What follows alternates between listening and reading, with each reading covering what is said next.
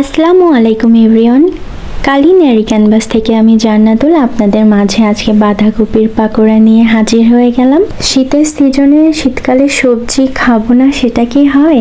তাই যেভাবেই হোক, রান্না করে হোক বা পাকোড়া করে হোক, যে কোনোভাবে খেলেই কিন্তু শরীরে পুষ্টি পাওয়া যাবে। হতে পারে আপনি এই পাকোড়াটা শুধু শুধু খেতে পারেন, বা টমেটো সস দিয়ে খেতে পারেন, বা ভাতের সঙ্গে খেতে পারেন। যে কোনোভাবেই আপনি এই পাকোড়াটা খেতে পারেন। তো আমি প্রথমে বাঁধাকপি নিয়ে নিচ্ছি, সাথে আমি কিছু বড় বড় করে কেটে রাখা পেঁয়াজ নিয়ে নিচ্ছি, কিছু কাঁচামরিচ কুচি করে নিয়ে নিয়েছি, আর সাথে দিয়েছি সূর্যমুখীর বীজ। সূর্যমুখীর বীজ দিলে কিন্তু পাকোড়ার স্বাদ দ্বিগুণ হয়ে যায়।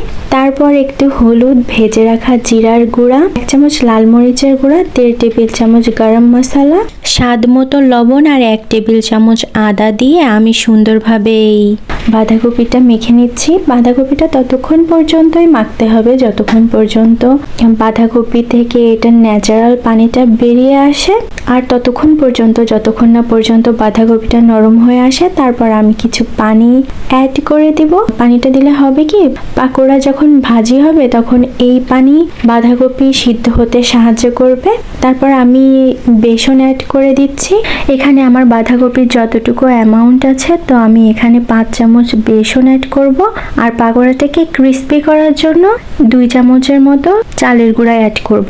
তারপর আমি বেটারটা এমনভাবে মেক করব যেন বাঁধাকপিটা বেটারের মধ্যে মাখো মাখো হয়ে আসে। তারপর একটা প্যানে তেল গরম করতে দিব। তেলটা গরম হয়ে আসলে আমি ছোট ছোট বড়া করে বাঁধাকপির বেটারটা এটার মধ্যে দিয়ে দিব।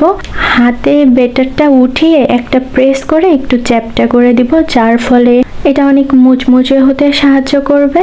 তারপর দুই পাশে ব্রাউন কালার না আসা পর্যন্তই এপাশ ওপাশ করে সুন্দরভাবে ভেজে নিব।